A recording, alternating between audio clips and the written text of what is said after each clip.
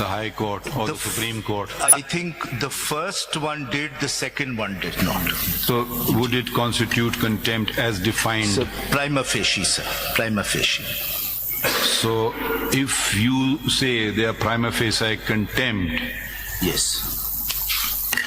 and your only defense is I am simply a narrator, what will the correct word be?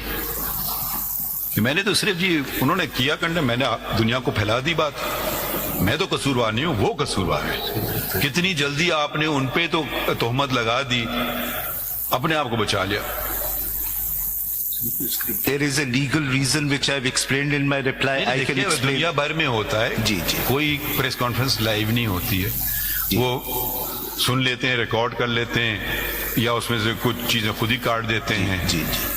अब आप America और waste को नहीं follow करेंगे ना, क्योंकि आपको ये बातें पसंद नहीं है। तहजीब की बातें जहां हैं वो नहीं करेंगे, जो फसाद की बातें उसके लिए दुनिया भर की आप मिसालें देते फिरिए।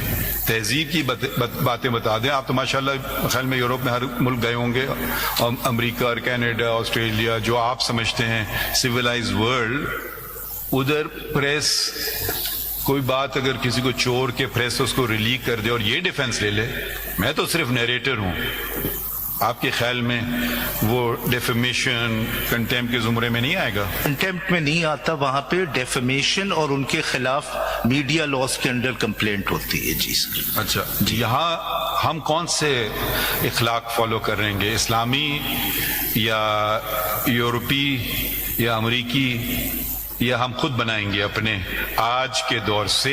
क्योंकि जब हम छोटे थे हमें कहा जाता था कुछ और बातें, मगर अभी तो माशाल्लाह आप कितने लोग मीडिया को रिप्रेजेंट कर रहे हैं? Sir I am not representing कितने लोगों को? 26 सर। 26 हो गए? जी जी। There are 34 channels I think in total जिनको नोटिस इशू हुए। 26 को आप कर रहे हैं? 26 तो आपने मान लिया कंटेम्प्ट है जी, तो चलें फिर हम आपको कंटेम्प्ट नोटिस दे देते हैं। सर ये तो आपके एडमिशन पे हो गया। नहीं sir, there is a difference between a contempt notice issue. मेरे ख्याल में आज आप अपने क्लाइंट्स को सजा दे करके छोड़ना नहीं लगता है मुझे। नहीं सर, करें कोई बात नहीं, आप कोशिश कीजिए। नो सर, देखिए I have full faith in your lordships, whatever your lordships decide will be fair and just. मुझे mister Faisal Siddiqui, whether you have full faith or us or not, please don't give us these certificates. जी, please do your job, let us do our job. Whatever we decide, I mean, please tell us, where is that a constitutional argument? जी, is that a constitutional argument that you have full faith in us, whatever we decide? No. What I was saying, sir. No, please, this is, you have been issued notice. First of all, you haven't even bothered to answer the preliminary query. I don't see the signature of a single person of a single media house on any one of the applications that you have filed. So the answer lies in... Are you the alleged, purported or possible contender that you can say anything on their behalf? No, my lord.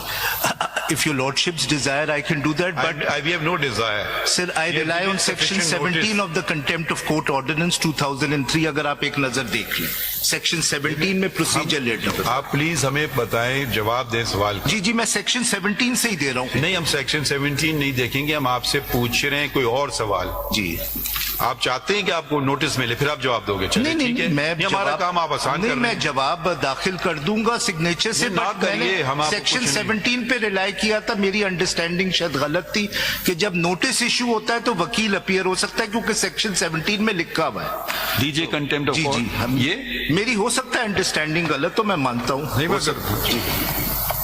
अगर आप देख लीजिए,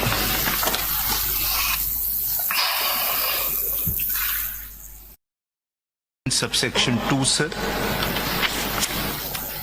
जी, if I may read sir, पूरा पढ़ लीजिए। जी, section 17 procedure, save as expressly provided to the contrary, proceedings in cases of contempt shall be commenced by the issuance of a notice or a show cause at the discretion of the court.